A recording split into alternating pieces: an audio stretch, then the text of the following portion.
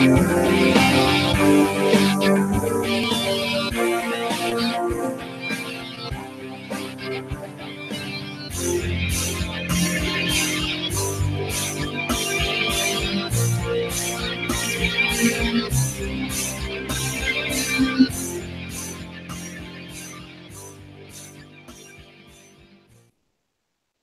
everybody, and welcome back to Beyond the Trailer Park.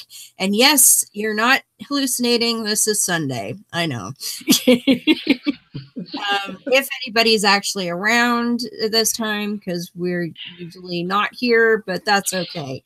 Yes, this is a special time, but we like to be accommodating here Beyond the Trailer Park, so it's all right. So joining us, as usual, from the wilds of Pennsylvania. Good evening, Beth. Howdy, howdy. And all the way from the Brew City of Milwaukee, we have our guest this evening, Joe Magestro. Good evening, Joe. Good evening. How you guys doing? We're doing pretty good, I think, for it being Sunday and spending the entire day thinking that it was Monday, but that's all right. I'm so sorry. It's all my fault. I know. I've sufficiently blamed you now, I think. No. All right. Well, I can guilt you some more later. All right, good. I wasn't Catholic, but I knew enough Catholics that I think I can guilt reasonably well. Okay. That's very much a Catholic thing, but you know. It's also Lutheran, but they're wannabe Catholics anyways. Well, yeah, Lutherans are pretty darn good at it too. And so you are part of the new no, I'm all blurry. That's weird. The new Milwaukee Humanists, yes? Yes. Excellent. I am one of the founding members of the group. Excellent. Well, before we get into all of that, because we now I met you in Milwaukee back in September, but you're new to everybody else. And whenever we meet somebody new, I always like to find out little things like, were you religious? And if so, what flavor? And and what got you to not be religious if you were, and all of that fun stuff. So tell us a bit about yourself in that way. Oh boy, do you have 3 hours? So I have a pretty interesting, well, I like to say it's interesting background. That's a little bit different than others. So I actually started off Catholic. I wasn't. No guilt. Yeah. Well, yeah. If you guys didn't know, like Wisconsin and Milwaukee are like our total Catholic country. So I did not know that. So. Oh my God. Well, and the weirdest thing is Milwaukee's like such a Catholic city that I didn't even know that like evangelicals existed until like I probably got into like senior year of high school. Like, wow. That's how many Catholics. I finally met my first real evangelical in Milwaukee like 2 years ago, because there's so many Catholics here. It's all either Catholics or Lutheran. That's all it is. But you have a couple of other ones around, but not too many.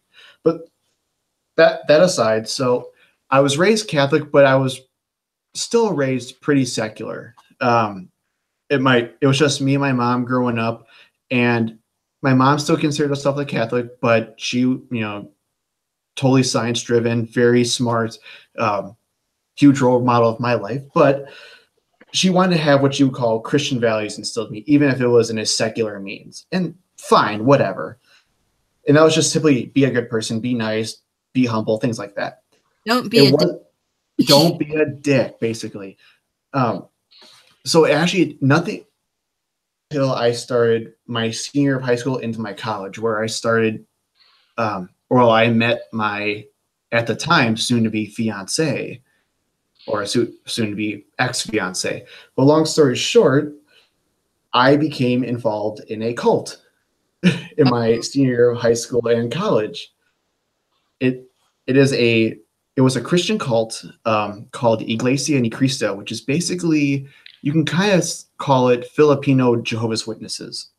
Oh, I have not heard of this. You probably wouldn't, because they're about 10 million strong worldwide. That's all they have. And it was very nice, very loving. Her family loved me, but we could not officially date because you could only date within the church. That was one of their main doctrines, because they firmly believed that everyone outside of the church were these wicked, horrible people that would intentionally try to drag God's chosen to hell. Oh, yeah. So, and they felt that, like a lot like all the other churches, they were the only ones that were interpreting the Bible correctly, that they were the only ones being saved. The difference is, though, they would intentionally preach us on a weekly basis, and they would intentionally condemn other Christians on a weekly basis. So it was very hardcore, very interesting. So we actually dated for a little while under the radar. I became the literal boyfriend in the closet. And after a while, we kind of had to make the choice. Are we going to break up, or someone has to either leave the church or someone has to join? Well, she wasn't leaving, so I had to join. So I joined the church. I went through their indoctrinational period. That's what they called it, where it was 6 months of you had to make every single worship service, which was twice a week. It was twice a week, and I'm sure you guys know the idea of like the little punching in and punching out, like grabbing your ticket. They basically had their own system to make sure you were attending church. Damn. That is the first church I have ever heard of that would make you punch in for service. Oh yeah, they took it. Now, if it made you feel better, if you missed church, that was fine. That just meant you had to make it up a different day, because they didn't believe that you had to go on Sunday as long as you had the 2 services a week. The problem was, since they're so small and so diverse, the one by my house is the only chapel in Wisconsin. So we're going down to Chicago. We're going down to Illinois if you miss a service. Yeah. Because that's what you would and they did that, and they didn't even bat an eye on it. It was just normal for them. If you missed a service, you're going to travel 2 hours away to go to church. Damn. So I did that. I went through the 28 indoctrinational lessons, which was just one-on-ones with a minister and I, basically explaining why every other religion was wrong and we were right. So we did that for a little while. All in the same while, her parents loved me, and because I was a really nice guy, they thought she was so blessed. I'm meeting someone, that was so godly and so Christian, and I didn't change. I didn't become someone else. It was just who I was. They just liked me for me.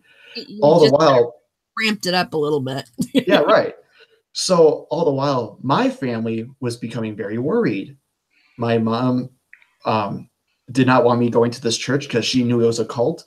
My dad, remember, my mom isn't really that religious, but she still considered a Catholic. My dad became a born again and was starting to become a pastor. So they disagreed for different reasons, but I stood firm. I became a member of the church. I was baptized and everything. It didn't become long until I started realizing how crazy this church was. And they would do things where if you wore the wrong dress, you would get reported to their administration. Oh yeah. What you did the wrong dress, like showing too much. Show too much skin. The skirt was above the knee. Things like that. Oh, the inevitable porn shoulders. So there was stuff like that all the time. People were in constant fear of being reported by someone else and losing their position or getting excommunicated from the church. Even during my short time that I was there, probably for 3 or 4 years or so, and I saw they would literally take families and try to rip them apart because they were communicating someone. It wasn't as bad as the Jehovah's Witnesses, where it's like written rule that you have to do this. But it was pretty much, they're horrible people. You should never associate with them again. Right. If somebody didn't do that, then I'm sure then they would get looked down upon and whispers would start. Correct. Well, and I gotta be honest, in a weird cult fashion, they're brilliant because what they did was, and not only would the person get punished, but the entire person's family would get punished for it. So that'd be where, I mean, if church is all you have and respect for your parents is all you have, having your parents lose their office because you did something bad is the hugest punishment you could possibly get, you know? Ugh, that's terrible, though. But long story short, there was a specific service that came to mind. And I won't go into too crazy detail, but it was for people like me. It was my age. It was between 18 and above who were single, young people. And it was for the church service of, you know, how can you be a single young person in today's world and still be good? And within that one, you know, hip service, they called homosexuality a complete fad, that people were just trying to be gay because they were cool. They said that you did not need your education as long as you had your membership within the church, and that you shouldn't be pursuing college education if it conflicts with your church membership. You know, that was kind of the big what the fuck moment. Yeah. So after that, I started like, this is not correct. I started having more discussions with my own parents, and they were contradicting the church. I'm like, well, both of these people can't be right. So I started doing my own research. I ended up becoming an atheist, and I admitted it to her family, and within a second, her entire family was done with me and kicked me out of their house. You know, just to even not like I was living there, but just to come over and say hi and talk about this, immediately done with you. You were a blessing in our lives, and next second you're done. Yeah. Which begs the question, you know, if they believe that you were a blessing in their lives that apparently was sanctioned or facilitated by God in some way, does that mean God was wrong? Well, correct. Well, of course, they don't think that far into it.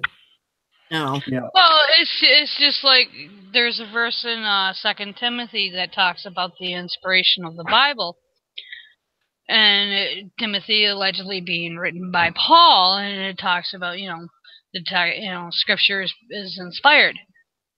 Which Scripture is he talking about? Because the New Testament wasn't written. They don't look. It's like they don't look at what they're saying, and everybody accepts from then on. Oh, the Bible is inspired, and they spout that shit. But the New Testament wasn't even written when Paul made that statement. So what is he talking about? Probably the Torah. Yeah. And even then, the Torah really wasn't solidified until sometime in the 1st century. Correct. Yeah. It's like, so exactly what are you teaching when you don't even realize what you're teaching isn't what's written in the Bible? Unreal. So I guess you got unengaged pretty quickly. Yeah. So and I won't waste your time with the story. Seriously, there's so many weird details I can go into, but that's for another time.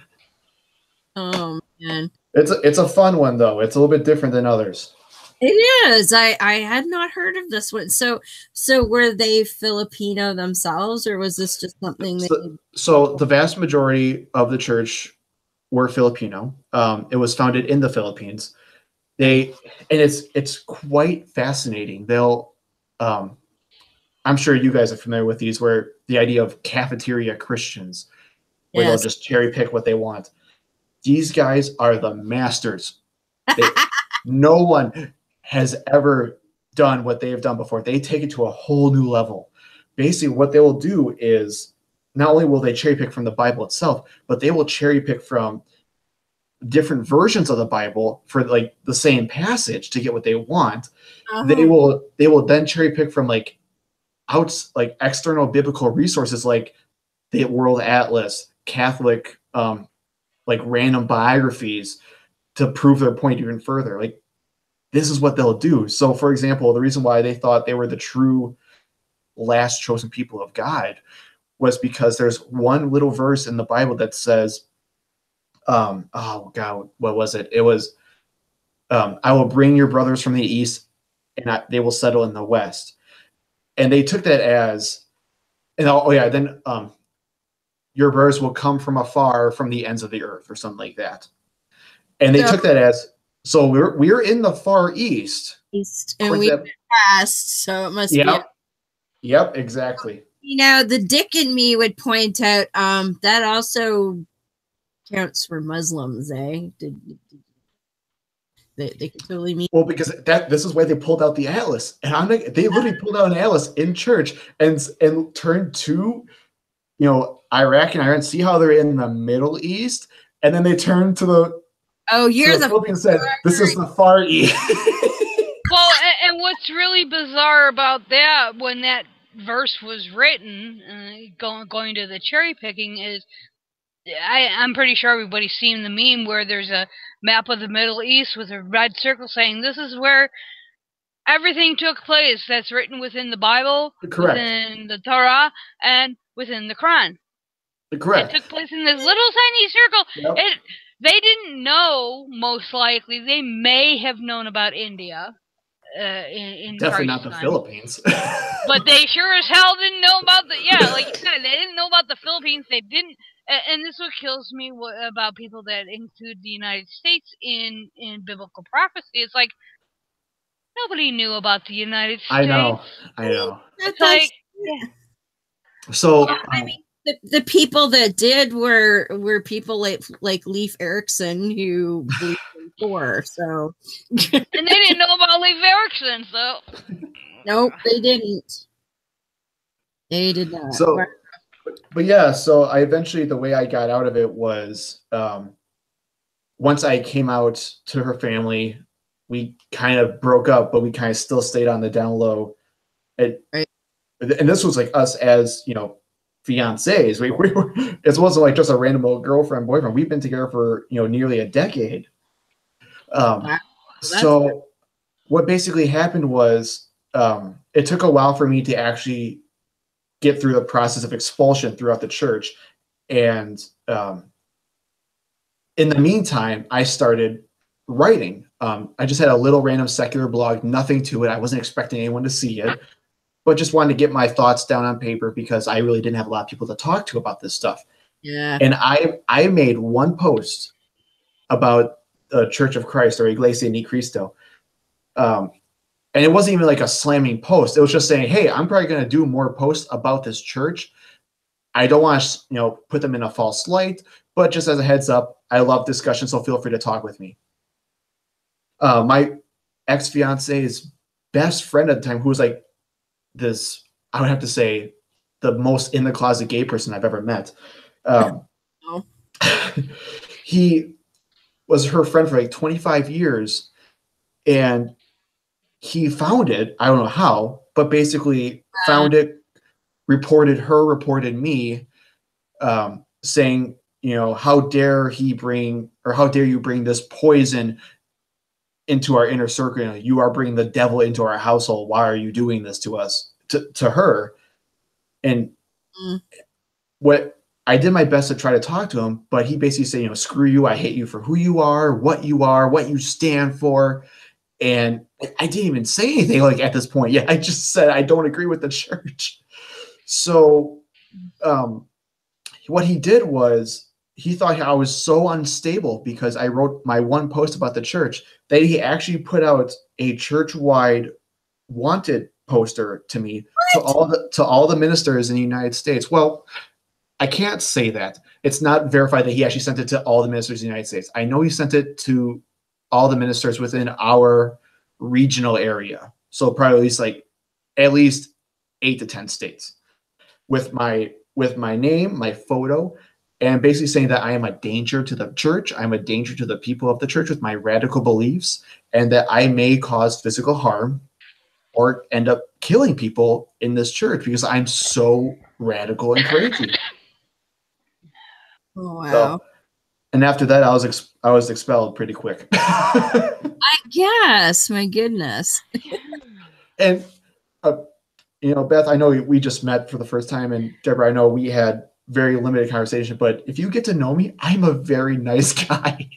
No, I talk rocks with So And this goes to a point that Deb makes quite a bit, is that the ideologies of the church, whether it's the Catholic Church or any of the 30,000 plus denominations of Christianity, whether it's Islam or Hinduism or Buddhism, or their ideologies. And if the ideology is that weak and cannot stand up to critique, correct, and in some cases criticism, then they're worthless. Correct. And churches, and I include all the religions in that term, just don't understand this. In fact, there's a meme that I posted yesterday, specifically dealing with Islam, and it goes to Deb's favorite saying that Islam is an ideology, a Muslim is a person. Yes. Oh, And this is where the church, like, people like this gentleman that was attacking you, seem to like to twist it. Bill Donahue of the Catholic League does this. Matt Stafford does it. Tony Perkins does it. All these, I don't like to use the term radical, but all these fundamentalists, that seems to be their operating. They cannot handle the critique. Well, then obviously what you believe in is not strong enough to handle that critique. And that's correct. where I think, belief in atheism, well, not belief in atheism, but being an atheist, and we are, a preponderance of us rely on science and reason and logic. I think that's where we have the strength. And, we don't have religious ideology backing what we believe, in general. That's correct. great. And that's what it is. It's one of those things where it's almost like that, so North Korean-esque, where you think it's going to end up falling flat on its face. But this church is a great testament to show how powerful indoctrination is. The same goes for Mormons, Jehovah's Witnesses, and all those other incredibly strict cults. But where you could show, like you said, you could show someone a paper and say, this is wrong. What they're saying is wrong. And they will turn their nose to it and say, that's a lie. Yeah. It's the whole... It's like when I talk to Mormons and I say, did you know that there is documented proof that Joseph Smith was busted for telling people where to find buried treasure with a rock in a hat? Oh, no, that's not true. I'm like, no, like, you can literally go to the courthouse and look at the records. It happened. Like, there's no disputing this. Oh, no, that's, they don't want to know. They just, their eyes glaze over, and it's, oh, I'm listening to Satan, la, la, la, la, Yeah. Yeah. Well, it goes back to what we were talking about before we went on air, the difference between satire, like The Onion, and the difference between actual fake alternative news, where the facts they present don't even add up, and, just garbage. I mean, The Onion, we all know it's right in their title. They are a satire site, where you do have fake news sites, and I'm going to pick on Breitbart here. They lean towards, they don't always, they lean towards literal fake news. The Drudge Report. I mean, they make up their own facts. Correct. And it's not just in politics. I've seen it in the anti-vax movement. I was telling, my doctor was trying to do chiropractic on my neck, 3 weeks after my first stroke. And I'm like, if you want, I'll go print off the 1,700 papers I have on my computer that say chiropractics don't work. It's like, but she didn't want to hear it. Yeah. And you get that, in the creation evolution debate. I know Bill Ludwig can attest to that. You present them with evidence, scientific evidence, and they either totally ignore it, or completely like, oh, that's fake news, just because they don't like it. Yeah. So I'm guessing your girlfriend ended up getting pressured and all that. Yeah, so I felt terrible for her. Of course. You know, because and I don't know exactly where she stands, and I don't want to speak for her, but she was very similar. You know, she had a good head on her shoulders.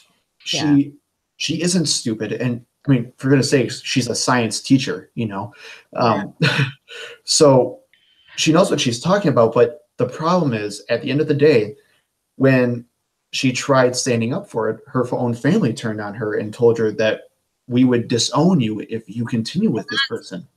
So incredibly harsh. Yeah, but that's how it works. And as much as I hate to say it, it did work because, like I said, she is my ex-fiance. You know, and it's not like we hate each other. It's not like, you know, we are still mutual friends, but that's what happens, you know. And so sad. Shunning at its best. Quite literally. Like you said, and as you said, it's not a written doctrine like in some cases, like with Jehovah's Witnesses, but it's still there. It's correct. Speaking of Jehovah's Witnesses, my friend Phil that we've had on the show before, and my friend Kristalla, they ended up. Phil he left Jehovah's Witnesses. I think it would be 4 years this year. And he ended up getting in a relationship with my friend Kristalla, and they are now engaged, and they just had a beautiful baby. And his family, well, his brothers speak to him, but his parents, this is their first grandchild, and they will not see the child. Like, how incredibly sad is that? And, you know, Phil is over the moon that he has a beautiful family, and he can't share that with his own parents. Like, that kind of bullshit blows my mind. And even if you truly believe that that's what your God wants, what kind of a God would do that? Oh, correct.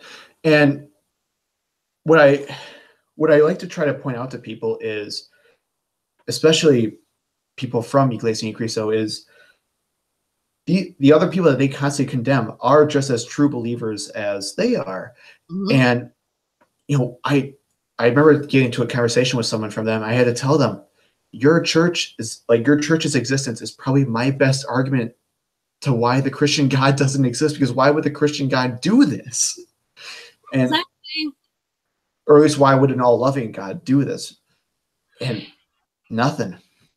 Yeah, no, they don't, because and it kind of falls back on that rationale that William Lane Craig uses, that it doesn't matter how horrible we think something is. If God says it's good, then it must be good somehow. Oh, correct. I remember having a conversation with my father about that exact same thing. And I basically said, oh, so God is just your pimp. You know, if that's how you're going to let him treat you. And he's like, yeah. because he's God. That's how it works. It doesn't matter what I think. It's because I'm flawed. So if God treats me a certain way and I just don't understand it, I just have to figure out why it's happening to me. God said it. Or the Bible. It's written in the Bible. I believe it. Oh, I love that mindset. Yeah. But then does he not get the fact that according to him, as God made him that way to not get it in the first place? Like, that doesn't seem a bit cruel. It would be that simple, you know, that same old apologetic where it's, oh, well, it's not him, it's the devil type of stuff, or it's free will. Or that's where the doctrine of original sin is brought in. Yeah, we were made perfect, but then when we fell, we lost that, you know. Blah, blah, blah, correct. But if we were perfect and that's how God wanted us to be, how could we possibly fuck that up? Correct. Well, she didn't say it made sense. She's just repeating it. Yeah, I'm doing a for lack of better words, study on Genesis. I'm going to try again, for like God knows how many times, work through the entire Bible. But I've been working on Genesis, so I've been listening to a lot of apologetics, and it comes down to original sin, free will, and God works in mysterious ways. Oh, it's the trifecta. Yeah. That explains everything, whether you want it to or not. But yet they can't. Yet all these denominations can't agree on whether there's a gap between Genesis 1 and 2. There's about 75 churches, for lack of a better word, that believe that there is and preach that. But then most mainstream, 7 literal days. It's like, seriously, just in the first chapter of Genesis alone, I've come up with the root of 15 different doctrinal statements within different churches. It's like, holy moly! And you know what? If you think it's bad with Christianity, yeah, Islam's no. Yeah. I've been reading the Quran for my new show, and it's ridiculous. And what makes me laugh is that in Islam they often tout the fact that the Quran has never been corrupted and the Quran has never changed. And bullshit! That's totally not true. Right?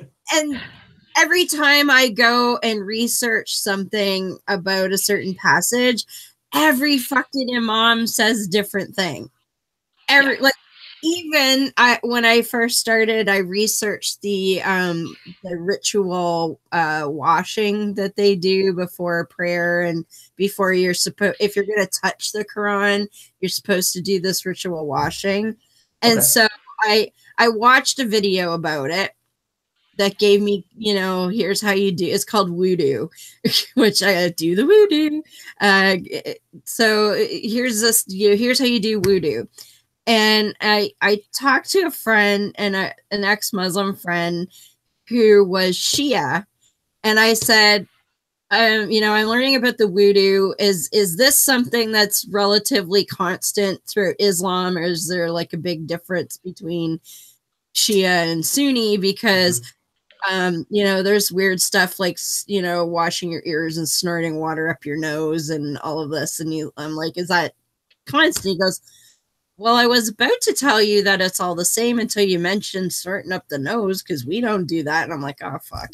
12 videos later, every one of them's different. Every one of them is like, oh, no, you do it 3 times or 1 time, and this is 3 times, and that's 1 time. Oh, do it as many times as you want. Oh, no, if you do it more than once, it negates the whole thing. And I'm like, oh, boy. Oh, it was just brutal. And one 45-minute video that there's a dispute between Shia and Sunni as to whether you have to like full on scrub your feet or you can just wipe it with a wet hand.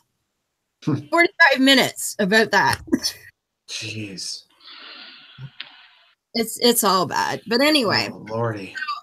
How did you go from holy crap, I just got a cult to I want to be involved in stuff and sure.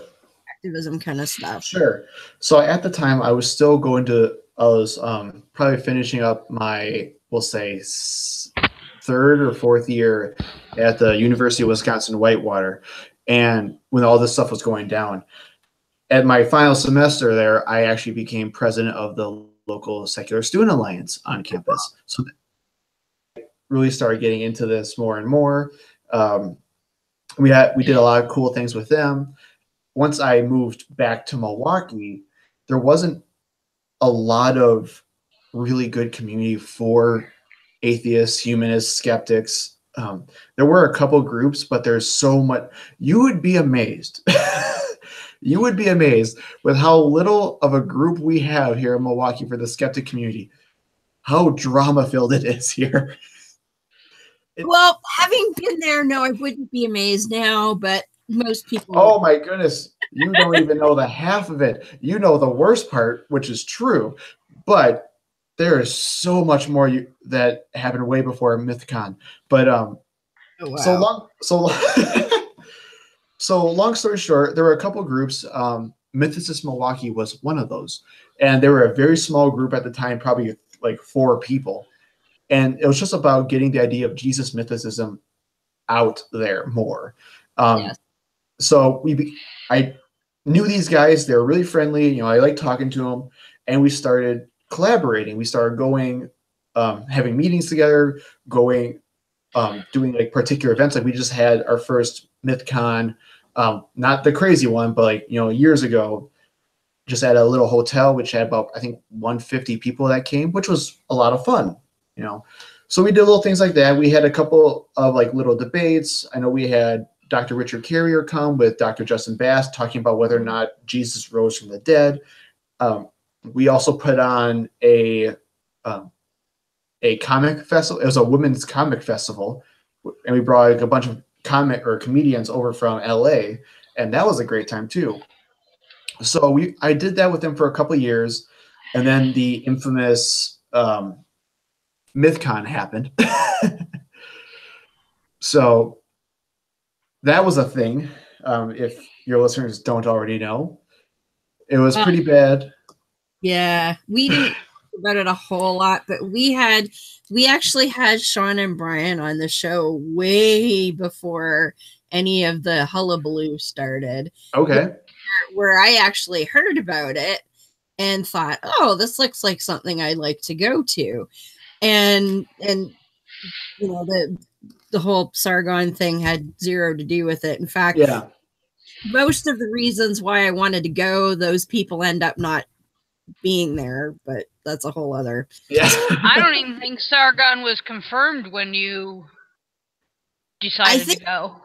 He wasn't added till about a month or so before it started. Something like that. Yeah, you had already gotten your ticket. I knew that because I was like, oh boy. I hadn't paid. Like I looked at, you know, who was listed as the main speakers, and I was like, and then it was the invited guests who I was interested in, some of mine, and that was my impetus for wanting to go. It had nothing to do with any of the other crap. So yeah. So, but yeah, I was on the board and on the planning committee for that MythCon, and before all your fans want to kill me, I do want voices of dissent. I do want to let them know the idea of MythCon, or the MythCon 4, was, in my opinion, pure at the start. The idea of really getting into some nice dialogue and getting into, yes, we've heard the deconversion stories before. Yes, we've heard how Christianity is false before, but we still may disagree on other things as secular people or atheists or humanists, wherever it may be. So we want to find a community that liked to talk about these things. The problem was, you know, while Sargon wasn't our first choice, we did not thoroughly vet him when one of our board members recommended him. We brought him on, and then there was a big divide within the group afterwards leading into the conference. So it unfortunately got so bad where I actually had to put out like a big, I'm not a part of the group anymore resignation on Facebook, explaining the entire situation of what happened and how it came to this. So I remember that, and I felt so bad for you. Even there, you and I were like, did we just see what happened? It was bad. And you feel it like you just were so mortified about a lot of stuff, and the other people were just making excuses for everything. So I felt bad for me. Well, I think you made a good point before we went on air, is that and this is, I kind of came in late to the conversation between you and Deb, so if I'm misrepresenting it, please correct me. But we should, as a, quote, community, be able to talk about issues that are at the fore in the social and political atmosphere.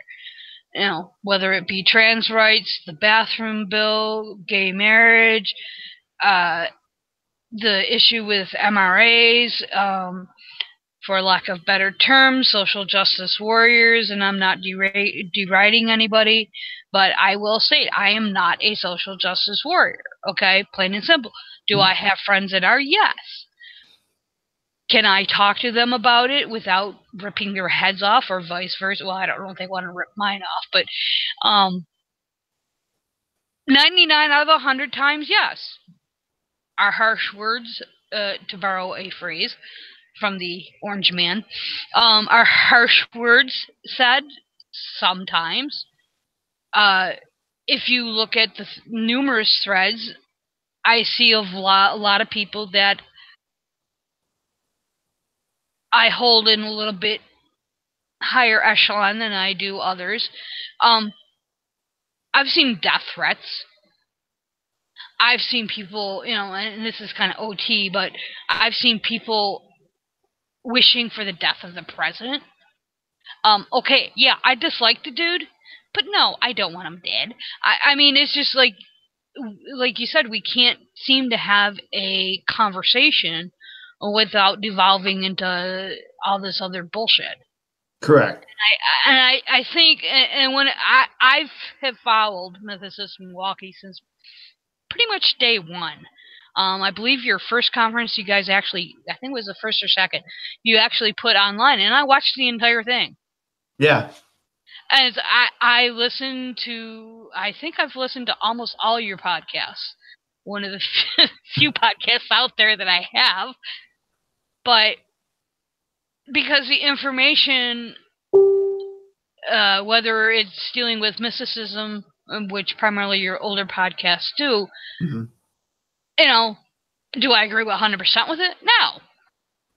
But I like the information. It makes me look into it more. And I think that's what you were going for, and then, hell broke loose. Yeah. But I think the problem I had, especially in Deb's regard, because I knew she was going, and it's like, I knew she had already bought her ticket. And I know the tickets weren't cheap. And for people like Deb and I, our incomes are fairly limited, so making this type of purchase, I mean, then all the speakers that I knew she was going for, and people that were were backing out for various reasons, and I'm not judging them. It's they have to protect their assets. Absolutely. It just got so, and then you got all these accusations flying left and right, and I think everything got lost in the mix, and I think it's a shame because will the group itself, Mythicist Milwaukee, ever recover? Who knows? Well, I don't know. That's the thing. Yeah. And that's the thing. You've started or co-founded another group. How much of that backlash is going to affect you? Well, that's interesting. So as part of the Milwaukee Humanists' big, we'll say, debut, is that we're trying to do a positive response to what happened in MythCon. So that's what we're trying to establish and doing a fundraiser for the Brew City Benefit in Milwaukee, which the proceeds of the conference are going to RAIN, the Rape, Abuse, Incest National Network. We're trying to promote diversity, equality, and really trying hard to fix what happened with MythCon. Now, the interesting thing about that, and I will be the first to say, even though it was pretty bad, and Deb, you and I can probably agree on this, it was pretty bad. I had to talk to several women at that conference who had to leave because they didn't feel safe in that room. It was ridiculous. But at the end of the day, it wasn't like a Nazi camp in there, like some people were trying to say. It wasn't like this horrible white supremacist. There was some there. That's for sure. There was some there, and it was weird, and I wasn't used to it. Yeah, I know. I'm like, that's a MAGA hat. What the fuck? But, I know. It was so bad. That really surprised me, and I didn't find this out till later after talking to David and Richard for a bit, that a lot of those people were actually Christians. Yeah, there were several people there that were fundamentalist Christians, creationists, hardcore Trump supporters that came here only because they wanted to see Sargon. Yep. Yeah. And so that should tell you something. Correct. If the person that you're bringing is attracting what we're trying to fight against. Correct. So even though it wasn't like a Nazi training camp, like some people tried to say it was so bad that even when I tried to get people to come to this conference, I still had spirits say, I'm not going to Milwaukee because I don't trust it. Like, even if you're not a part of Mythicist Milwaukee anymore, I'm not going to that. Yeah. But this is what happened to the city of Milwaukee. And I want to show the rest of the world, that good things can come out of the Milwaukee secular community. One criticism that I had for people who basically said that the whole MythCon was just a shit show from start to finish. No, it wasn't. Absolutely not. Well, what I would say, going back to good coming out of bad, is Charlotte a bad place because of what happened at the Unite the Right rally with Heather Heyer, because she was, run over by a car and killed. And no, people aren't holding that against the people of Charlotte. They know some of those people were shipped in. Mm-hmm. And that's the thing, and that's one of the things, and one of my hesitations would be, that backlash. And I mean, if people haven't figured it out by now, I don't really give a shit. If someone has something good to say, I want to hear it. Yeah. It doesn't mean I agree with everything else the person believes. Mm-hmm. But on this specific point, yes. Yeah. Well, and Deb, you're completely correct too, because that went on. Yeah, and actually, what amazed me and disappointed me at the same time was, the Sargon Smith debate wasn't our main event. It never was. We literally threw it in there as like let's get something else going to prep people for our big debate. That was the big thing, is Yeah. And I think Matt Dillahunty said it best. He was like, "Well, guys, don't worry. I told the officers outside the crazy part over. Now all we have is a Muslim and an ex-Muslim discussing Islam in the age of Trump. Yeah. all the drama's done now." Yeah. But then even when Azar Romani said, when you're a Muslim at a secular conference and you're not the most controversial person there, it feels pretty good. Oh, I know. It's like so sad.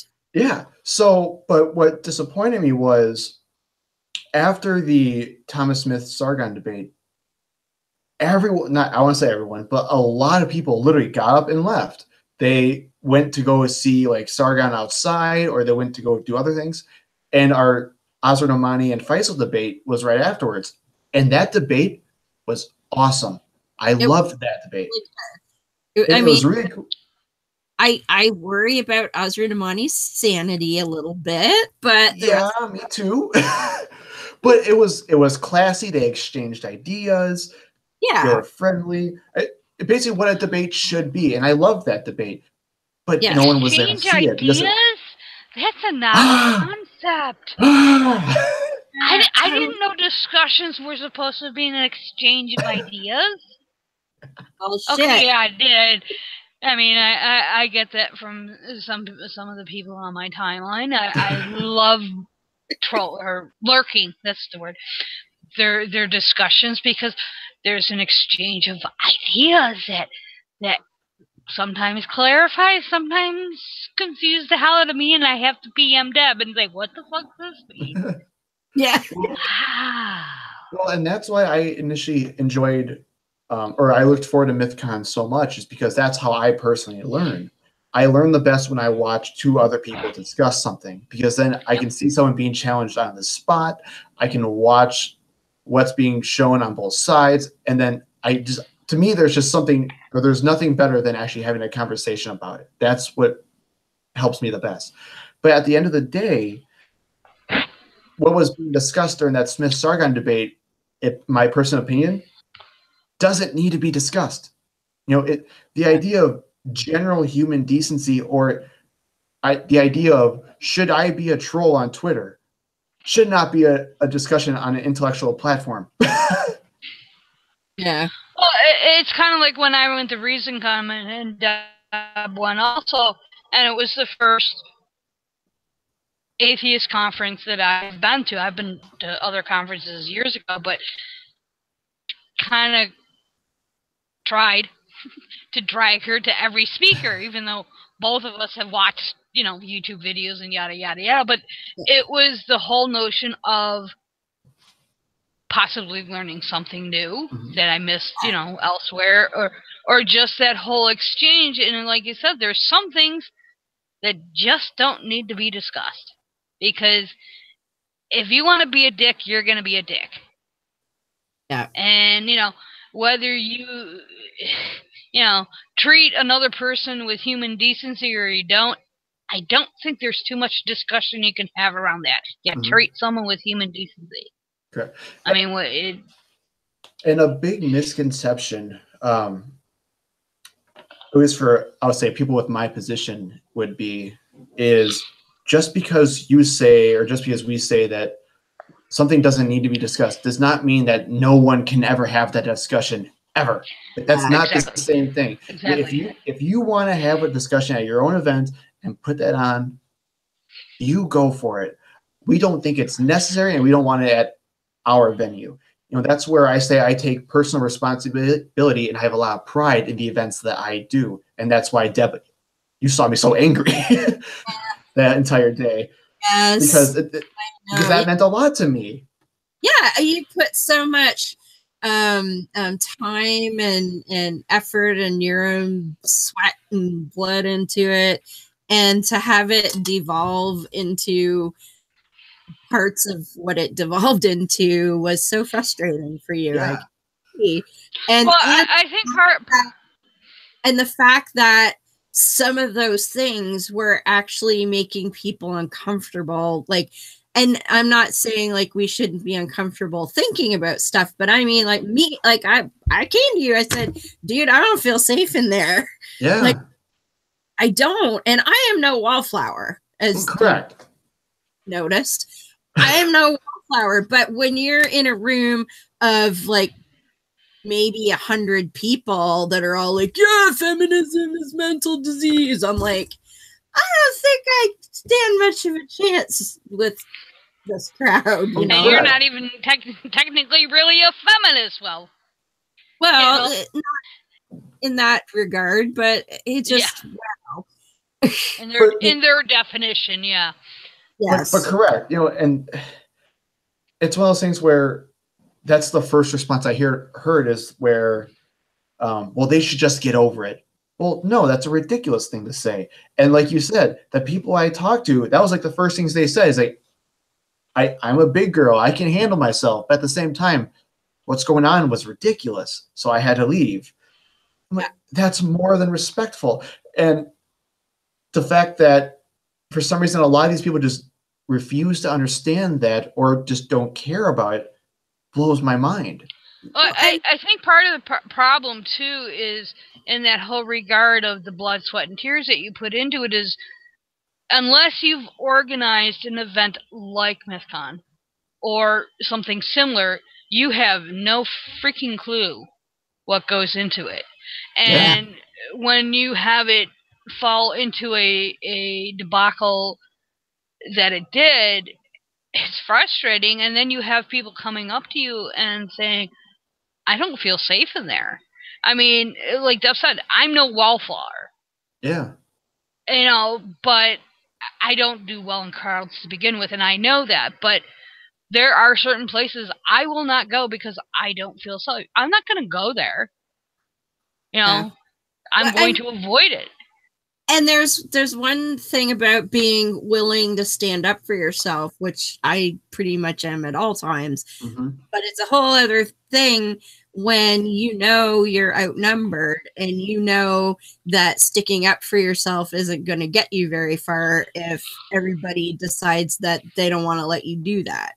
And so that's where the whole idea of not feeling safe came from, is like everybody in here thinks that, you know, if you are thinks that it's okay to mock somebody because they've been a victim of harassment or abuse or whatever. And that was just so crushing to me in that moment. And that just like that, the mob mentality that was there. Yeah. That's I think was the biggest thing that made me feel unsafe in that moment, was the mob mentality. They were all sort of like, ugh! and not caring about anything, and the fact that he was just feeding off of it. Correct. Encouraging it. It wasn't the discourse we would have wanted. It's not where, well, especially again, this was supposed to be an intellectual conversation. And when you have cheering and cursing and, you know, saying, fuck yeah, that's a football game. That's not a, you know, exactly. And a civil debate. And yeah, and the other thing that irked me was that, because I really tried to actually listen to what Sargon was saying when he wasn't being a smug prick, which was, you know, the odd. and I'm not saying his points were valid, but he was making points that at least could have been discussed. Yeah. And nobody was paying attention to anything because it was lost in the ruckus. Yes. Correct. It was all lost in that, because he, and I hate to actually say anything in defense of the guy, but he did actually make an attempt to have a conversation a couple of times. Mm-hmm. That I saw. And well, I think that goes back to the whole idea of, you know, having a discourse, as Joe put it. I mean, we may not agree. No, not at all. But just because we don't agree with the, quote, other side doesn't mean we can't discuss the finer points. And it's like I said to you the other day, I was in a discussion with somebody who was a self-declared MRA, but a point he made really hit home. And this is the an accusation. Oh, you don't read anything from the other side. It's like, actually, yeah, I do. But in a majority of the cases, what I read is just silly or delusional or not based in reality, that I will discount it, in my opinion. Mm-hmm. Everything, and this goes back to what we were talking about before, before we went on air, is the whole attaching something to atheism that atheism in itself is not. Well, and the whole what people lose sight of in these conversations is it's never about trying to convince the person you're having the discussion. Because the chances are, like, did Faisal convince Azra and Amani of anything? I don't think so. No. But that discussion, like you said, that's how you learn. And so the value in those discussions is the exchange of the ideas and how those watching might benefit from that exchange. And people seem to think that it's the exchange and changing that person's mind is the goal, and it's never the goal. So if you can't have the discussion, you're never going to get anyone else to think about their position. Correct. Yeah. So your new venture, and it's like, is it a conference? Is it just a fundraiser, or what? So it's both. Wow. No. No. So it is a benefit conference, or a conference benefit. I don't know what the heck you want to call it. We'll call it a conference benefit. But basically the idea is we're bringing in a lot of people that were jaded by what happened at MythCon. Since we do believe that Thomas Swift was treated very poorly, we're bringing him back. We're also bringing in Kelly Wright, Alex Jules, Aaron Raw, Lalandra Raw, Seth Andrews, and a lot of the people that just didn't feel comfortable with the whole MythCon thing. We wanted to come together and have a real positive response to everything that happened. Not trying to cause more drama, but to say, we're better than this. We can do something good with this community here. And that's why we're trying to raise funds for RAIN, because we want to show. Tell us what RAIN is. Sure. So RAIN is the largest anti-sexual violence group in the entire nation. They did create the National Sexual Assault Hotline. They also work with dozens of orgs all around the country. And then they also work with the Department of Defense that to prevent sexual assault on a national scale. So they do a lot of great stuff, very well known. And to be honest, if you can, go check out their website, because there's a lot of great stuff on there. And even if you want to, on our Indiegogo campaign, which I think I gave you the link for. Yes, it's in the sweet. Yeah. In there, we have a section that links to their website that says how your donation is going to directly affect RAIN. So they'll actually break it down for you very well, very easy to follow, exactly how your donation will affect the organization as a whole. Excellent. So yeah. And we have a lot of great things as well, where we're trying to get a panel going with a lot of those speakers I said. Basically, how do we get people to care about what our cause is? Where we're going to have Alex Jules, Kelly Wright, another person I forgot to mention, Jason Love, who's going to talk about autism awareness. And that's something cool. Exactly. And having a son with autism and dealing with the stigma that autism brings. And just how can you get people who aren't directly affected by your issue to care about your issue? So that should be a really cool panel. We do have Aaron Raw and Seth Andrews doing stuff on their own. It's a little selfless plug, but I apologize. We are having my band, Ashlo Sebastial, play there for a nice little social hour. So I should have had you guys playing at MythCon, because I didn't even know you had a band. We actually did play the second MythCon back before we got to Turner Hall. So we did play the second MythCon VIP party, and we play a lot of fun music. So basically, we're gonna kind of say, let the band play, come on in, meet some new people, grab a drink, and have a good time. So. Excellent. So, yeah. I gotta say, excuse me, what you were saying about people being leery about Milwaukee now. I have to tell you, in the last evening where we had the after party and all of that, I had, within the scope of 2 hours, I had 3 different conversations with theists in the area who, like, the first person, because we were down in the bar area, and I had been talking with David Fitzgerald, and he had gone outside, so I was just sitting there with my phone, and I was actually kind of debating, do I want to stick around for a bit, or do I want to get an Uber and go back to my room? And this guy said, "Oh, can I sit here?" I'm like, "Sure." And because most of the people in that area were from the conference, I just assumed he was another conference attendee.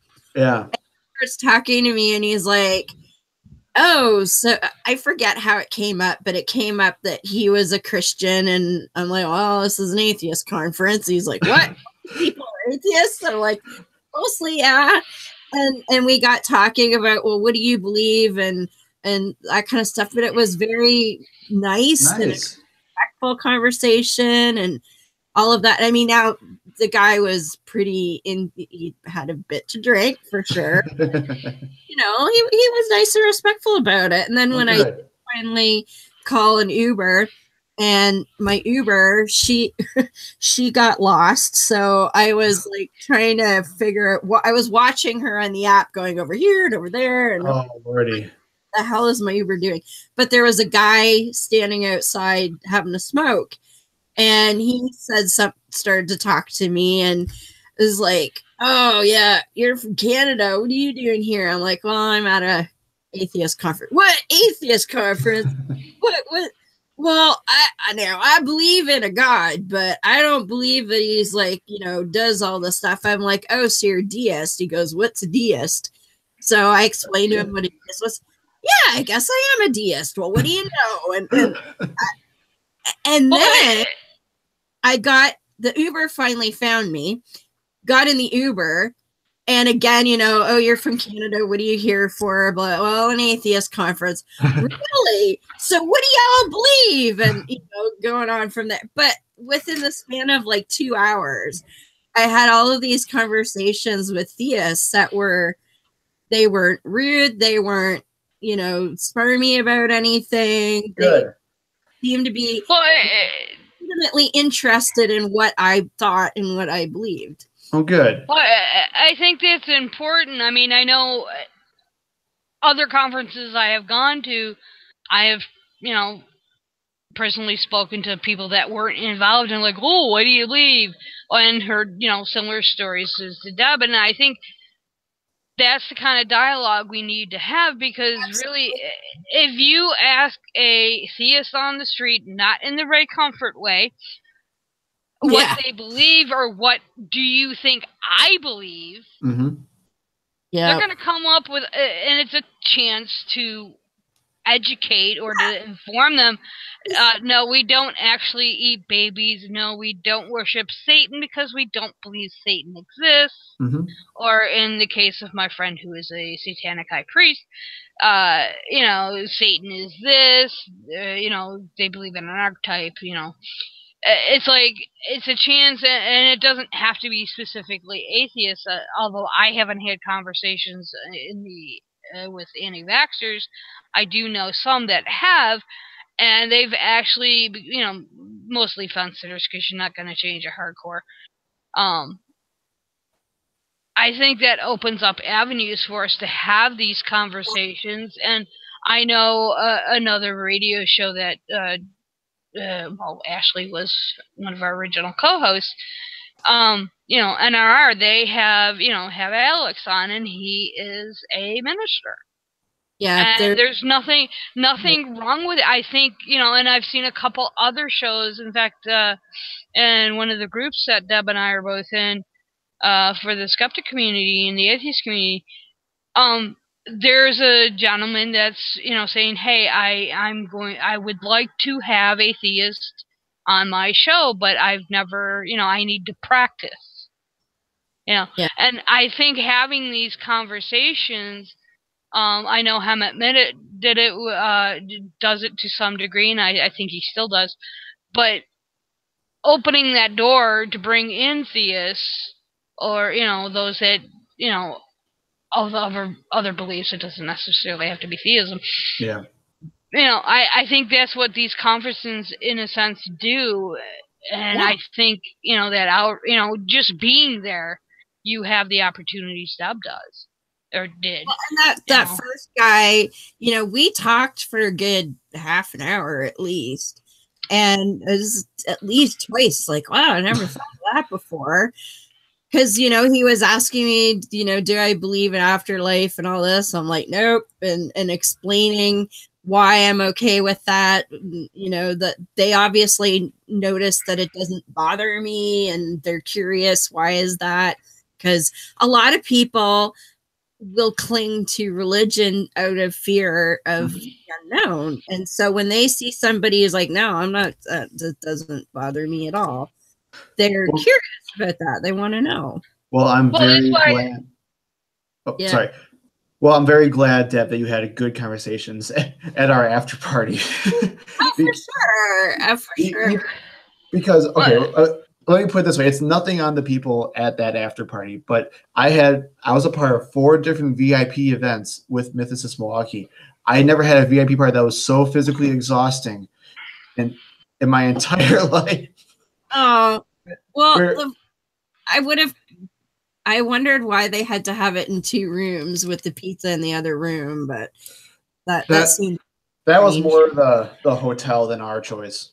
We were kind of at, and what stinks even more, and this is kind of off tangent a little bit, but is we were kind of at the hotel's mercy of whatever the VIP party did. So our catering was at the hotel's mercy. Our room service was at the hotel's mercy. So even though we got a lot of flack for like what the hotel or what the VIP party looked like and what food was there, we did our best. I understand. That would have been my only real complaint, was that it was split into 2 rooms. Yeah.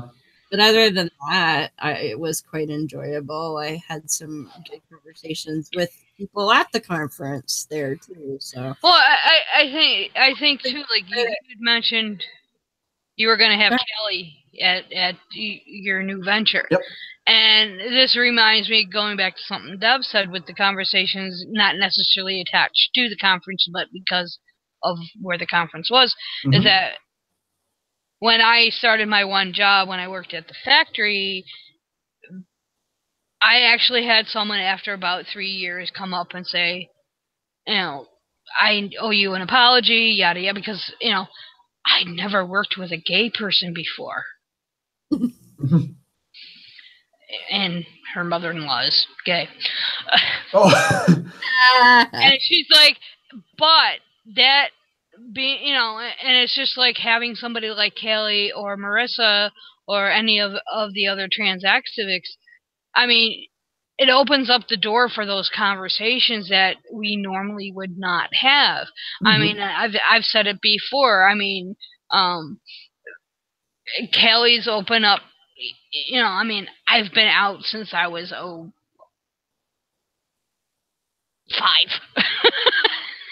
But, I mean, I actually came out of the closet as far as being a lesbian when I was probably at 18, 19-ish.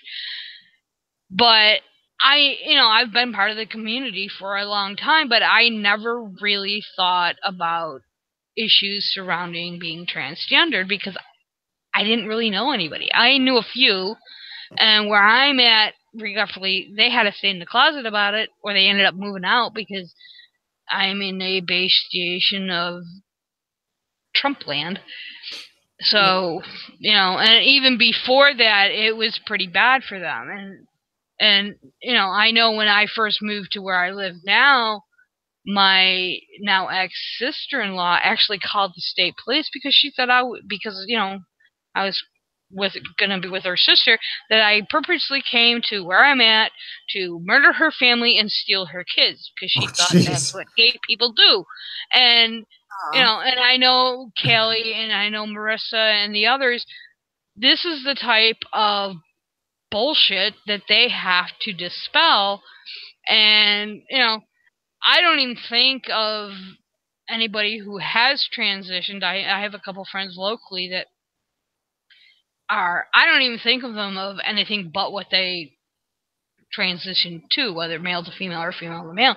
It's like, and part of that is being educated by people like Kelly. And I think having her or Riss or any of the others, you know, I think that's important, and it opens up those conversations like what Deb had.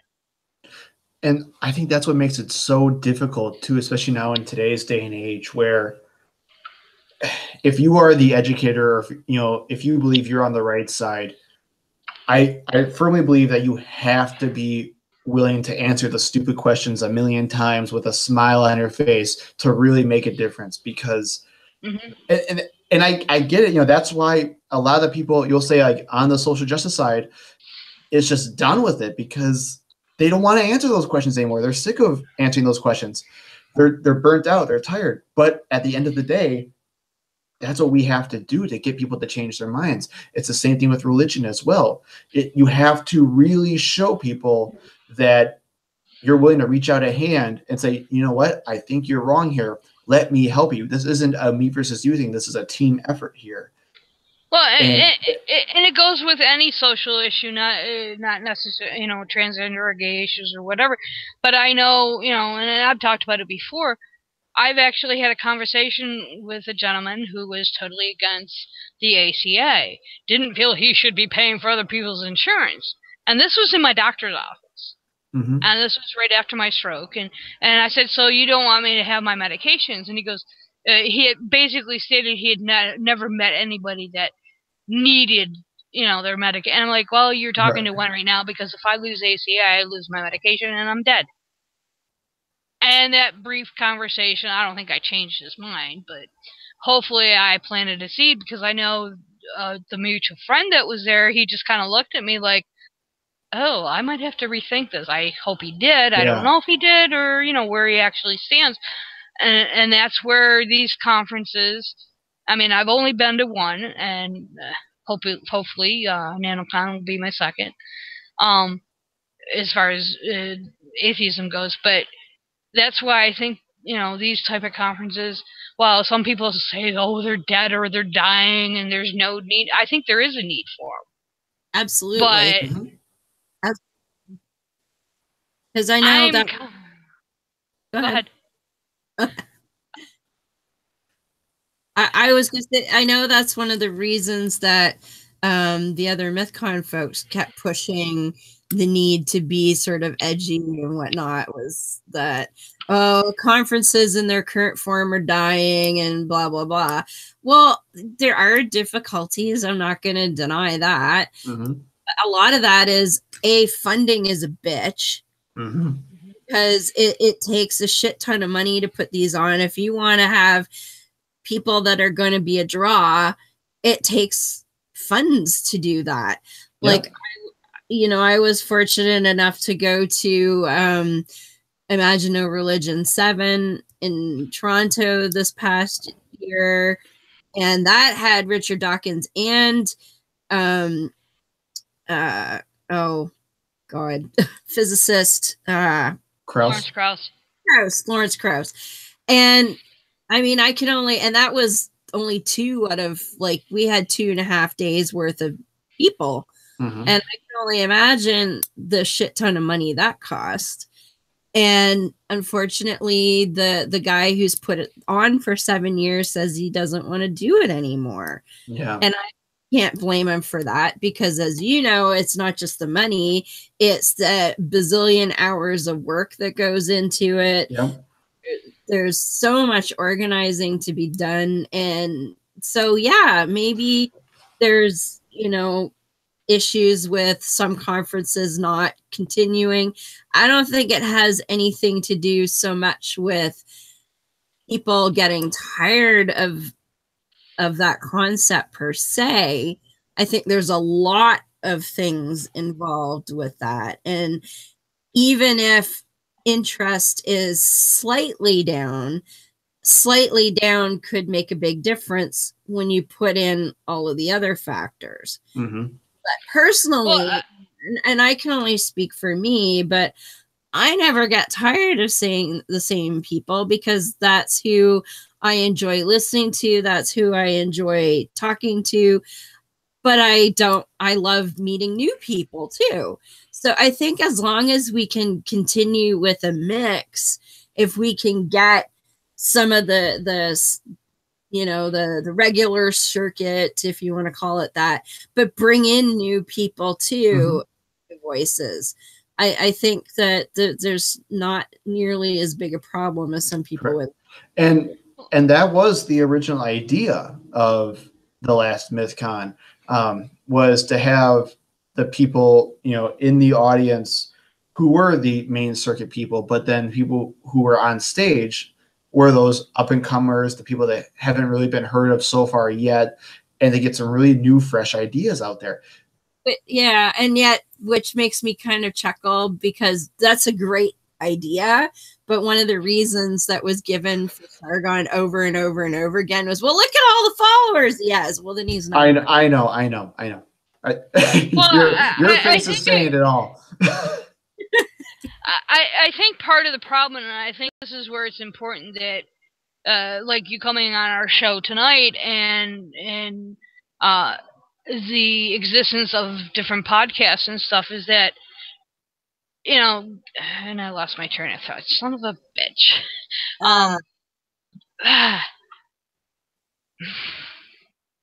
Talking about up and comers and I totally lost it. There's the apraxia I was talking about. That's all right. That's all right.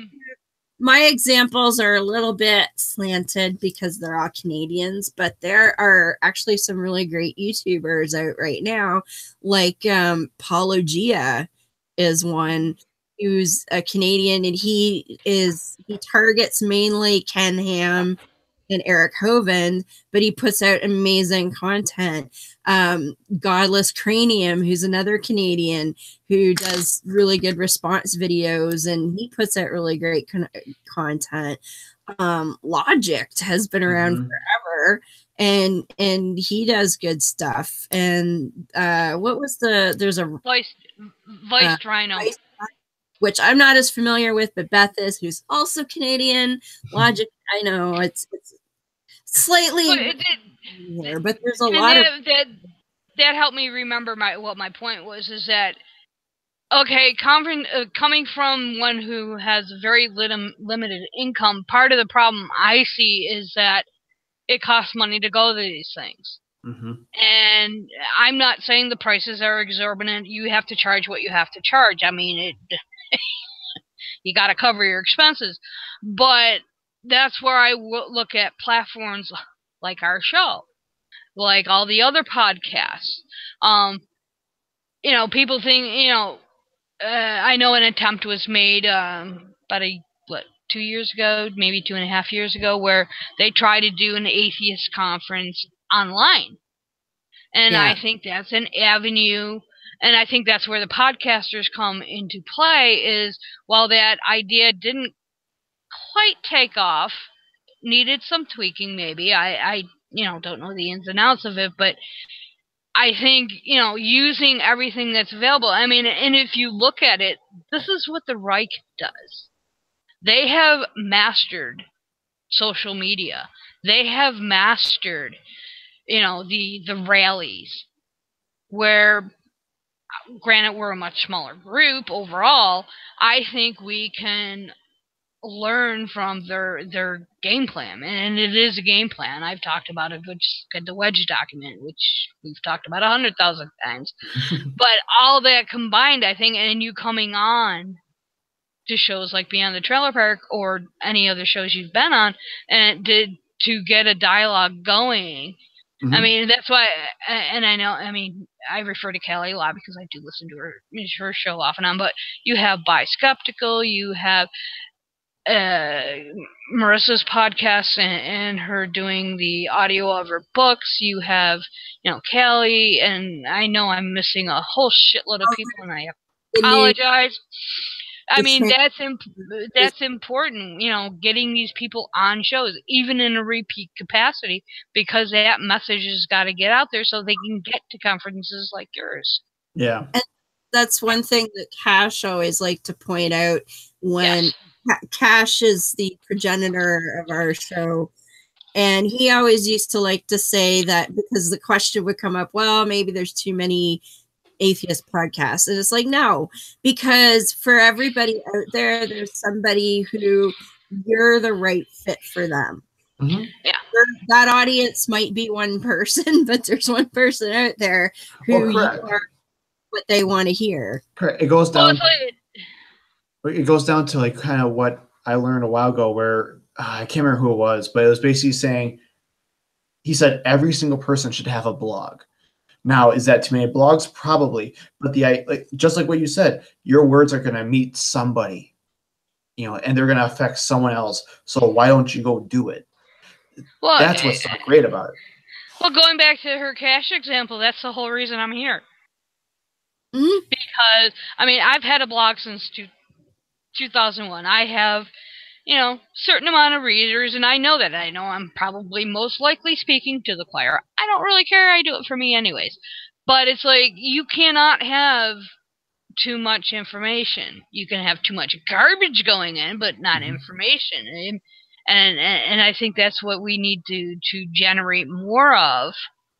in the various means that we can do, whether it's advertising the conferences.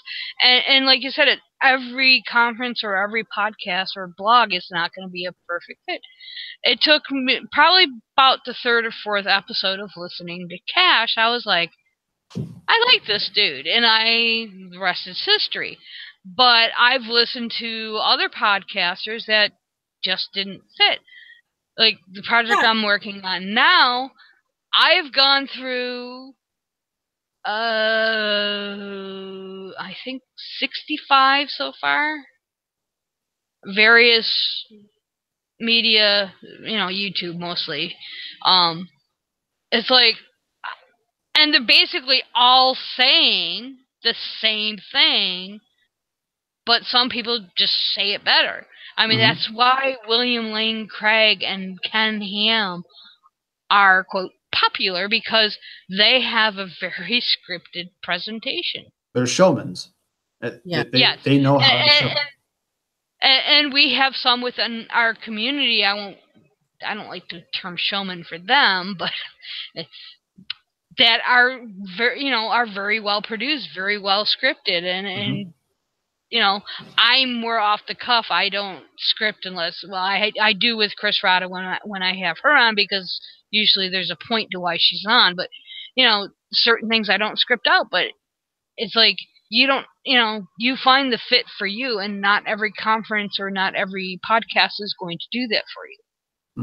So I mean, I lucked out. ReasonCon was what I needed at that time to go to a conference. Mythicist of Milwaukee or your conference might be too big. Well, because you crowds so well. But yeah, I'm agoraphobic, so I have a little bit added issue there. So if it gets more than 10 people, I don't do so well. Gotcha. And I like big crowds, so Yeah. Yeah, I was lucky. Deb was there, so I had someone I could cling to if I needed to. And our hotel room happened to be in the same building, so yeah, well, kind of sort of in the same building. So if I needed to go hide, I could. And there were times I did wallflower. But what was funny is, even for me, I did not feel uncomfortable. Okay, I did, but I didn't. I didn't feel uncomfortable in it. Well, being around people is uncomfortable for me, but I didn't feel threatened. Because and what was really bizarre for me, and where these conferences I think important, I recognize your voice. I'm like, holy shit! I'm like, oh, is that a good thing or a bad thing? It's like, and it was really bizarre because people were like, oh, you're Beth Hoffman. I'm like, how the fuck do you know me? I listen to your show every week. The most bizarre thing, when I was at Reason Rally in 2016, and I'm walking, there's like an elevated section of pathway in front of the Lincoln Memorial, and so the stage was up there, and I was walking across the elevated portion behind the stage, and I'm walking along, and I'd lost a group of my friends, so I was just kind of running around seeing who I could bump into, and I hear "Heretic Woman," and I'm like, huh?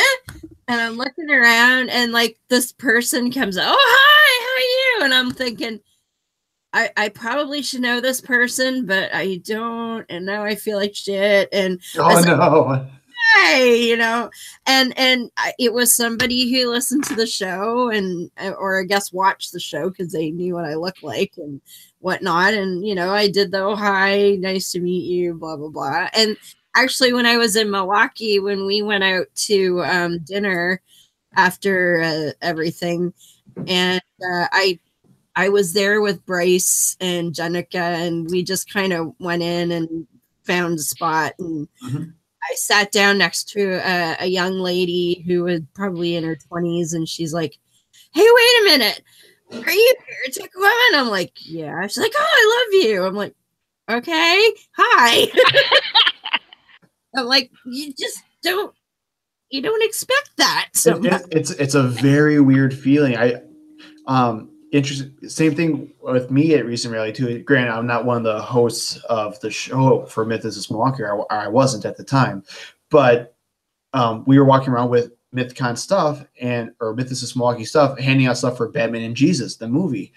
And we had people come up to us like, "Oh my God, I love your show." I'm like, people watch our show? Who the fuck are you? I do that even at work, and I've been working with some of these guys for 7 years. But yeah, and that's the thing. That's the type of stuff that needs promoted. I mean, I've met Bryce. I mean, granted, it was briefly, but there were... okay, I'm gonna sound like a fangirl here, but I like Bryce's show, and I like his stuff as far as what he presents, and it's like meeting him was really cool. I mean, I met the guy. Did I meet the guys from Reading from Wrath? Yes. I know we had him on the show. Okay. I'm terrible with names, so if I'm leaving anybody out, I'm sorry, but I suck at remembering who people are. But meeting people like that, it's like, I won't say it makes it more real, but I think it brings more of a sense of community, and I hate that word, to what we do. And I think the conferences and specifically solidify that. Yeah. And as I said earlier, we don't always have to agree. One of our co-hosts who isn't here, we don't agree 100% on anything, but we're still co-hosting together. Now, Deb and I, we agree on 99.9% of things. Which, okay, so we're kind of an echo chamber to each other, but there are times when I'll be like, what the fuck does this mean? And she'll explain it, and I'll be like, oh. And then I'll mull it over, and then I'll be like, I don't agree with that. But I think that's the exchange we need to have. We have to listen to that other side, and it's hard because then you get all the other extraneous, but I don't mean in a negative way, bullshit that gets thrown into the mix, and then we all just lose our shit. And it's like, no, talk to these people, find out. Borrowing from Glub, he put out an article not too long ago. Is that me? The fuck was that? It sounded like a choo-choo train. That could have been me. I think that. Yep, that's me. I'm sorry. Okay, I'm like, what the hell? I know I've been fucking with my sound. That's why the Swiss cheese is on my mic. Wisconsin Swiss cheese, by the way, folks. There we go. But it's just important. Make America great again. Great that cheese. You got it. Yeah. There it is. For those who are listening, I'm wearing my Make America Great as in cheese shirt that I got from Milwaukee. So, and it's amazing. The only time you'll ever see me wear yellow, I will do it for Milwaukee, but that's yay. Oh man! Speaking of Batman and Jesus, so they finally released it to supporters. Yep. Yeah, so that was pretty neat little film. It was fun. In all sense of sanity, I kind of forgot I was a part of it. Because I'm like, dude, your face. Well, that was because we did that so like months and months and months earlier, and I'm like, all right, cool, yeah, that's great. And then we moved on. I was so concerned about the conference. All right, this has to be good. This has to be good. And we're watching, like, this is great. All of a sudden, it cuts to a close up of my face. I'm like, oh my God, I'm ugly. Yeah. It gave me a heart attack. Yeah, nothing makes you more self-conscious than seeing your big fat head on a giant movie screen for like hundreds of people. I guess it was a little bit of a close up, wasn't it? But no, I really did enjoy the movie. It's one of those things where it's not going to be like this is my personal opinion. I'm still friends with the director as well. It's not going to be a hardcore game changer, but it's a fun movie to watch. It was much longer than I expected too. But a lot of those scenes that were just amazing. Like that like the Batman what was it? Church. Yeah. Well, that too, but what was it? It was like where they were trying to categorize the Batman lore. Oh yeah, the canonization. Yeah, like oh my god, that was amazing. Where they're like arguing over whether cartoon versions should be included. And the guy's like, you don't know shit. Yeah. Where it's just like the guy goes like, so for the record, for anyone who's watching who hasn't seen it, I do recommend watching it. Support the local film. It's really fun to watch. And there's like this amazing scene that just where the guy goes on this whole thing about whether or not they need to canonize. It was like the cartoon versions of Batman with like Scooby-Doo and stuff like that. Is that considered canon in Batman lore? And then this guy goes on this huge monologue about how it meant so much to him as a kid. He was raised with Batman. This is what like made him a Batman fan. And it wasn't because like he was like, and it changed with me, and that's what meant so much to me. And the music just cuts, and this other guy goes, "Okay, I see what you're saying, but that's bullshit." I'm like, "Oh my god, it was so good." That was pretty awesome, I gotta say. But so I do recommend it. It did, and introspective man and giggle or whatever it was. That reminds me completely of Orgasmo. Like the whole time I saw those two, I'm just like having visions of Orgasmo. I'm like, Giggle Boy needs a dildo on his head. Chota Boy. Oh my god. So, those outfits were something else. I know. But if there was a positive from MythCon, I think that movie was one of them. That was a fun little thing to have. For sure. And it was great. I watched it with my husband here, and we were watching. I was like, "Oh, look, there's my friend Joe." And he's just like, "How many people do you know?" I'm like, "Oh, a few." I'm connected. Like, there's my friend David, and I know the peeps. I'm in the biz, man.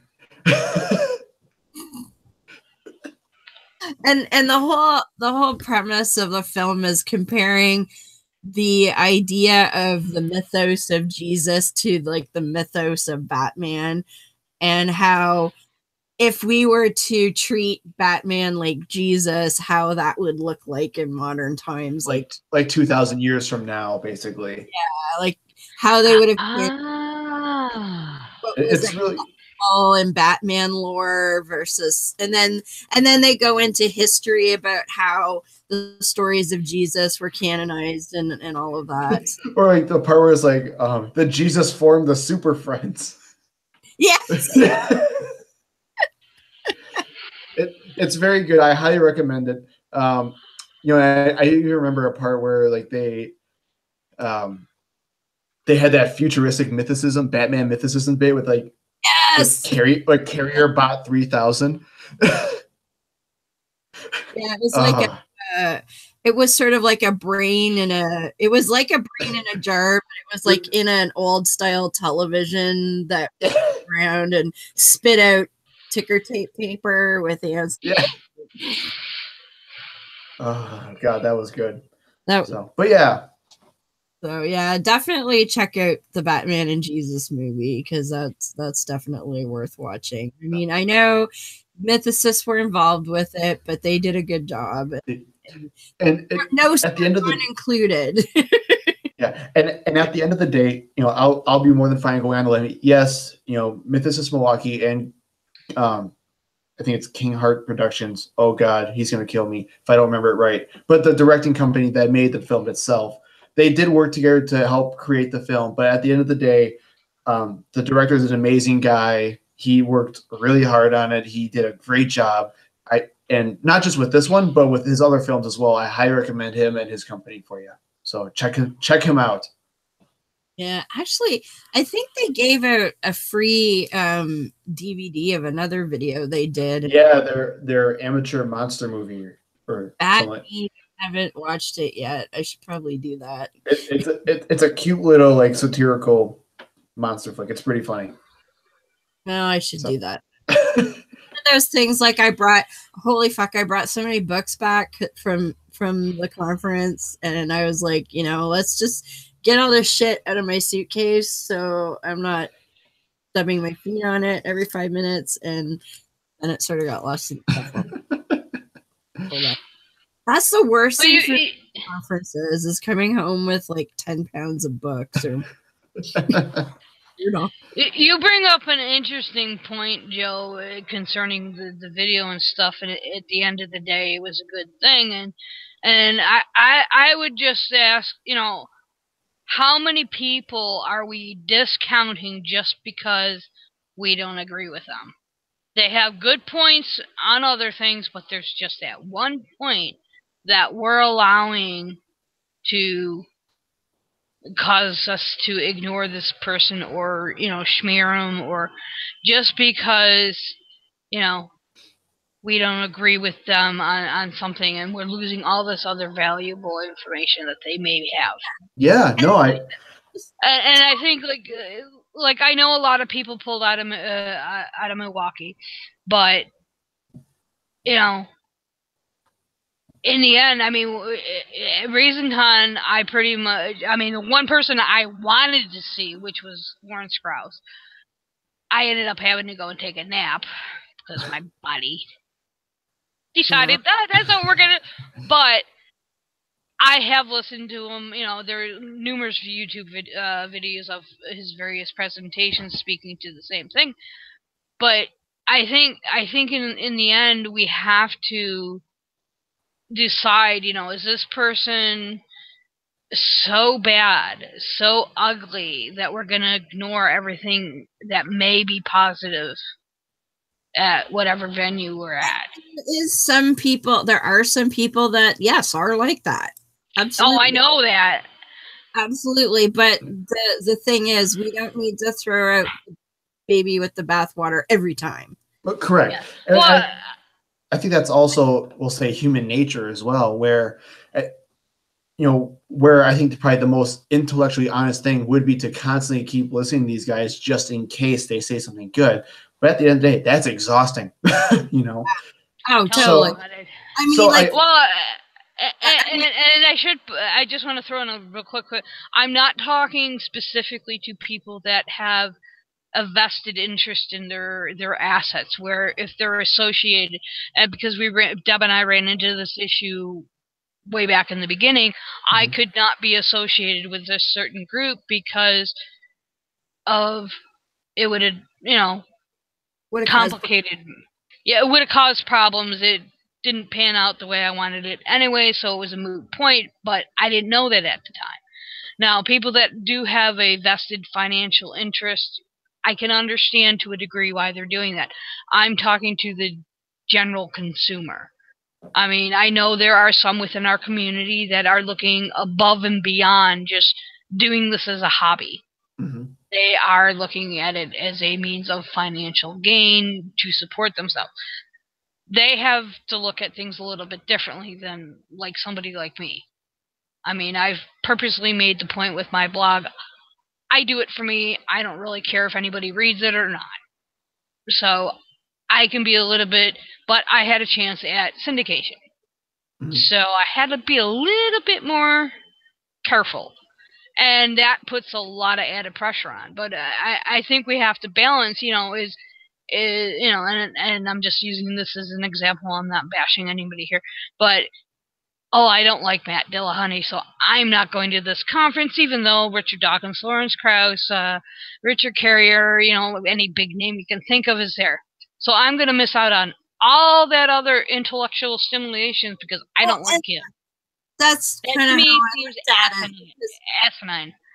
Because when I looked at it and I saw Sargon and I was like, I'm not really into him, but that's not why I'm going. So, hey, that's like an hour out of the day. I can fuck off and do something else if I don't want to him.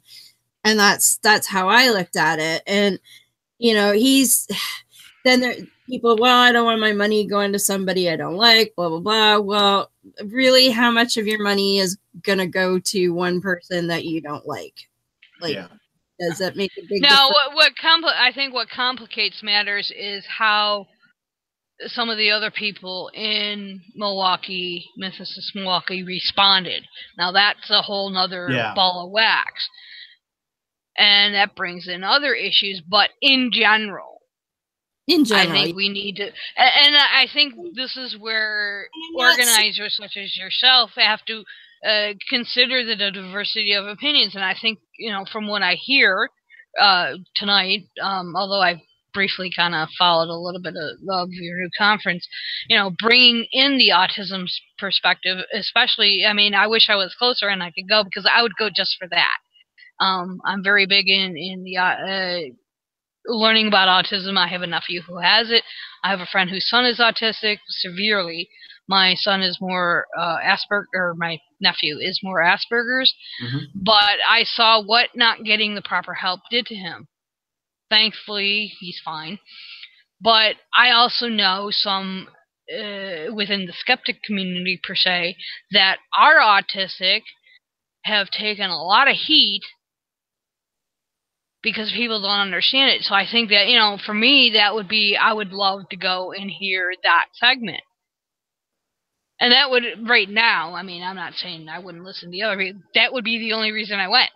Yeah. So I'd be really bummed if I got there and they weren't there.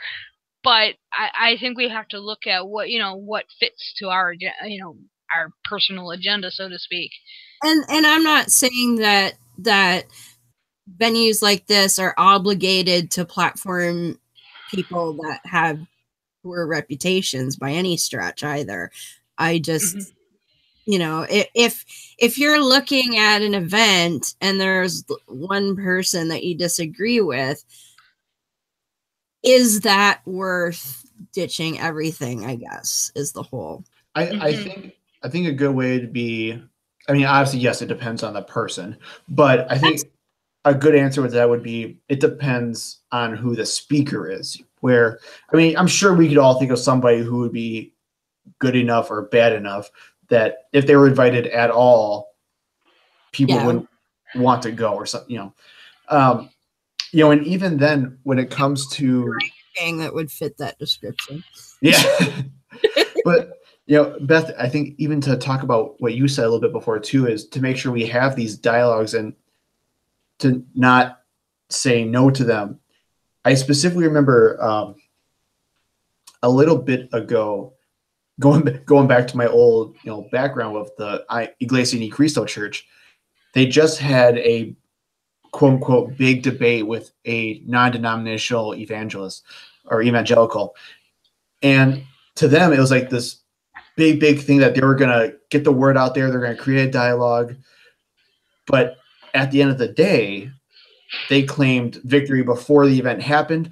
They were dishonest during the events, which I watched, and then they were dishonest and claimed victory after the event, and they didn't even care about dialogue, which it sucks because you want to be open to those ideas, but there are people out there who just don't care about dialogue, and what they mean by dialogue is, I know I'm right, so I need to educate you on it, so you need to let me speak, which is tough. I went through the same thing when I was in college. They had what they used to call Clue Weeks, Christian Life Education Week, and we'd bring in a speaker, sometimes a panel. It all depends. And one of the first ones I went to, which kind of started my paying more attention, so to speak, was they did one on homosexuality.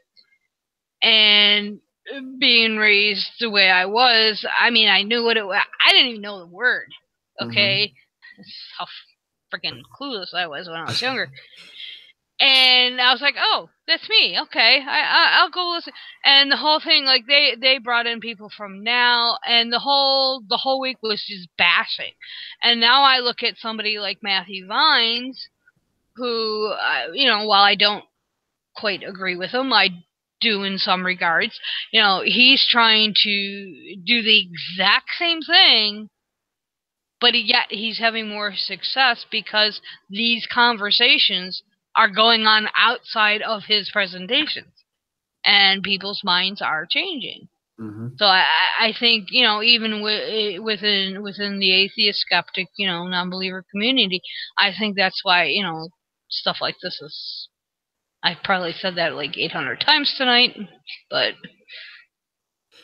You know, and I guess one thing to keep in mind as well is I come from personal experience that I wasn't raised an atheist. I had to get my mind changed.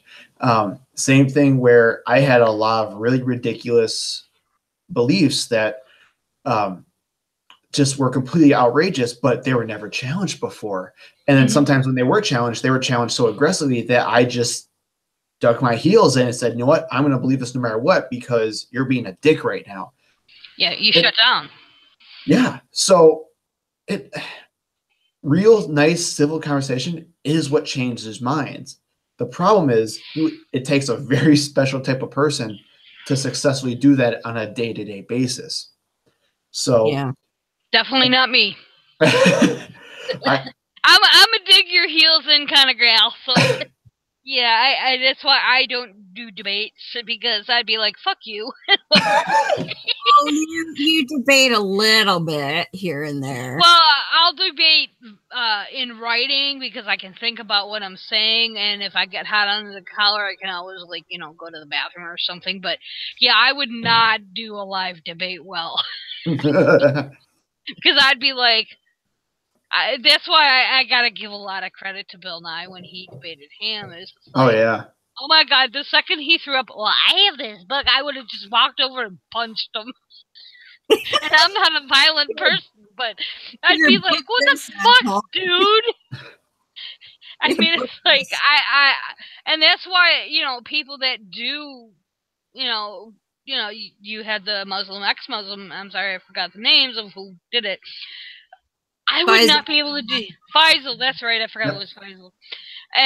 I mean, I give Faisal and I give the other gentleman a lot of credit because, or I look at Joe Corvino. He debates one of the Heritage Foundation, Ryan Anderson, not Steven Anderson, different people, and it's like he does this on a daily, almost at least a weekly basis. I just got his book recently that he wrote with Ryan, and it's like, how in the world can you do this?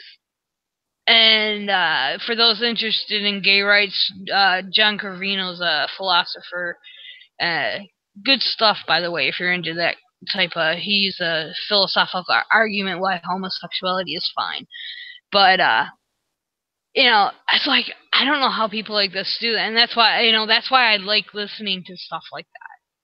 I don't listen to a lot of debates because usually it's like, you know, William Lane Craig or Hovind or Ken Ham, and I'd be like, ugh, because listening to their voices is just, you know, like, Steve just had my friend Steve McRae runs the Great Debate Community on YouTube, and he and a friend just launched sort of a podcast version, and their first thing they did was had Kent Hovind with some with another scientist debating, and I got in like 20 minutes. I was listening to right now. The scientist got to go first, and I'm not a science person, so even when like a legitimate scientist is speaking, my eyes tend to glaze over, and and so I got that far, and I'm like, oh geez, Kent Hovind's gonna talk after this. I don't know if I can do it. Yeah, it's like an hour long, so well, Kent doesn't talk for a whole hour, but still, I'm just like, oh, not that guy. I just want to like reach through the screen and throttle him when he starts talking his bullshit.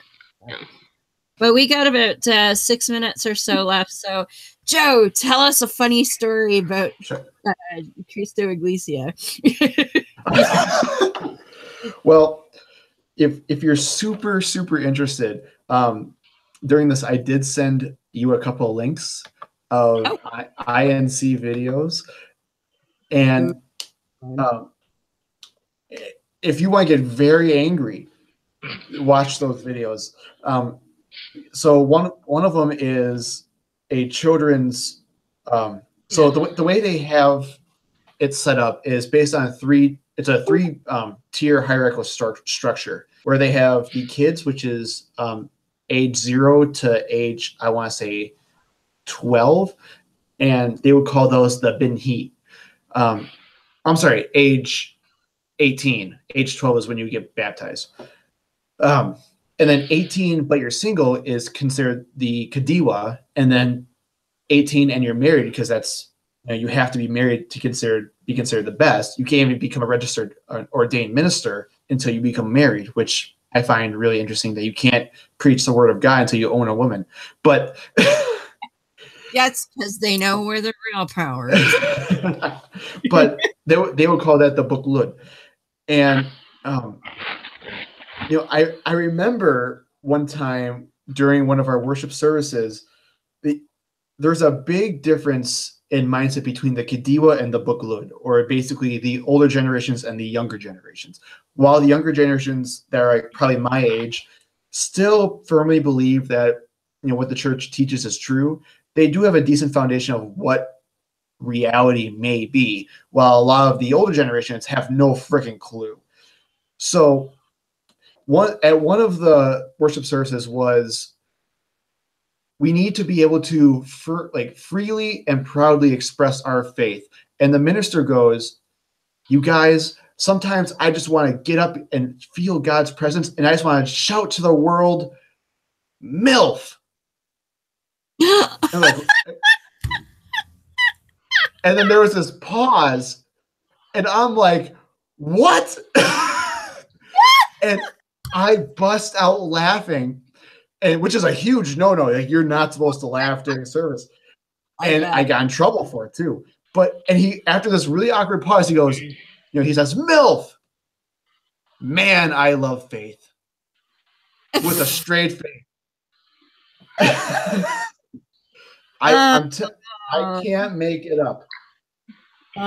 That's a completely clueless person trying to use acronyms they don't understand. Oh, so that was a rough one. The other weirdest one, I always like to say, I was probably called the weirdest thing from a Christian because I was an atheist. One night I got a call from my fiance at the time, and she is in tears, and I hear her father screaming in the background. And this was right after he found out that I was an atheist and that my fiance was trying to defend myself to him. And he is screaming, she's in tears, and she just says, you need to talk to him. He's going crazy. And I can hear him say, is that Joe? Put him on the phone. Put him on the phone. I need to know. And so she puts me on speaker. I'm like, what? What do you need to know? And he's like, so are you an atheist? I'm like, yes. So you need to tell me, and you better be honest with me. Are you or are you not a spy for the Catholic Church? And I'm like, what? Fuck. Wow. Because Iglesia Ni Cristo in the Philippines, or was founded in the Philippines, and if you guys didn't know, the Philippines are predominantly Catholic. Like, probably, I think they're probably, what is it, like 80% Catholic or something like that. Yeah, they're really. It's because they were colonized by the Spanish. Yeah. Yes. So INC, or Iglesia Ni Cristo, hates Catholicism with an epic passion. So they immediately think that if anything bad happens, they are thinking that this Catholic church is going to spy on them to take them out. So because I was an atheist, I was going, oh, look at that. Yeah. Oh. Well, that's the thing in the minds of people that are anti-Roman Catholicism. They equate it to atheism. So it's really bizarre. It's like, no, they're Catholic. They're Christian just like you. They're not Christian. Oh my God, you got a diehard anti-RC people, and it's like, they're not Christian. They'll rip your fucking head off. It's quite interesting. Go ahead. Well, when I heard it was debating on like a fundamentalist Catholic like radio station whether or not it was a Catholic and evangelical going at it about whether or not Catholics were true Christians. And I'm like just sitting here, you guys are going like at each other's throats right now. Oh my God. And I'm just kind of sitting over here like, I'm just, you're both wrong, but that's okay. So it's kind of amazing how poorly they'll treat each other just because of like disagreements like this. But well, it's like the meme I posted just the other day of a Muslim and a Christian yelling at each other in a debate group over being, well, Jesus wasn't God and he hates you because you said he was the son of God and he is God and Allah sucks. And I was like, come on, people. I said something like, there you go. Two faith heads arguing over who has the best invisible friend. Yeah. Give me a break. So sad. Well, that about does it, Joe. Thank you so much for joining us. We appreciate it. Good discussion. Why don't you give everybody, everything's in the show notes, but if you want to go ahead and just tell everybody where to find you and the group and all that fun. So if you're in the Milwaukee area and you're interested in, we do have a Milwaukee Humanists Facebook page. I think it's MKE Humanists, and that's both on Facebook and Twitter. Also check out Brew City Benefit.